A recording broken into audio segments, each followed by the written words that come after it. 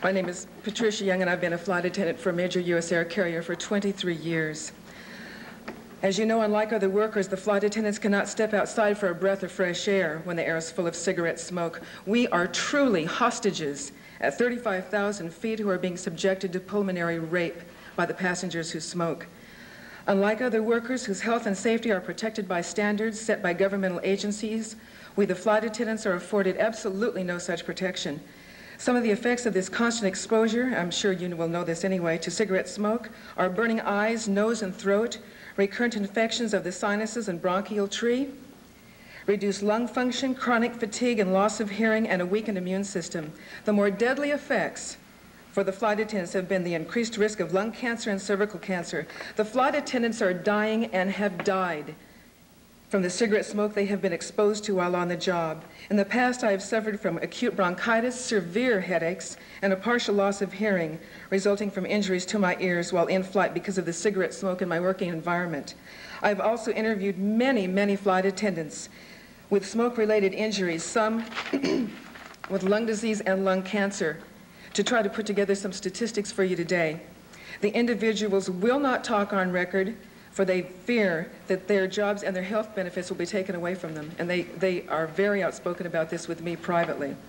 Every time a smoker lights up and blows the toxin-filled smoke at my body, he or she tells me exactly how they feel about my rights as a non-smoker without saying one word. In response to this silent abuse, I must be verbal, I must speak out and say that I will not be abused by them any longer. The U.S. air carriers, the FAA, and the NTSB should care about passenger and crew health and safety. They should have moved to ban smoking on board all U.S. air carriers after a Varig Airlines 707 crashed and burned in Paris, France in 1973, killing 124 people because a smoker caught the aft lav on fire. And in 18 minutes, it fireballed to the front of the cockpit. A friend of mine documented that fire for Time Life magazine. He was a photographer at the scene. Also, 23 people were burned to death in a fire aboard an Air Canada flight in 1983 in Cincinnati, Ohio.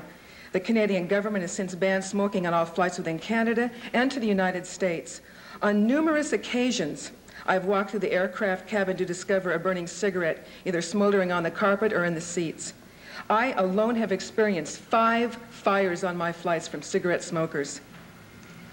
The ability to remedy this problem rests with the Congress. They must be our voice and let the American public know that we, the flight attendants, are not a disposable workforce. They must grant the 100,000 flight attendants in this country the basic right to a healthy and safe working environment. The tobacco corporations, as you know, are motivated by greed and profit. I want to know if Congress is going to be aligning themselves with the tobacco people or acting for the public good. I am truly hoping that the flight attendants will be working soon in a safe, smoke-free environment, and I want to say right now that I will not stop this fight until smoking is off every single flight. Thank you.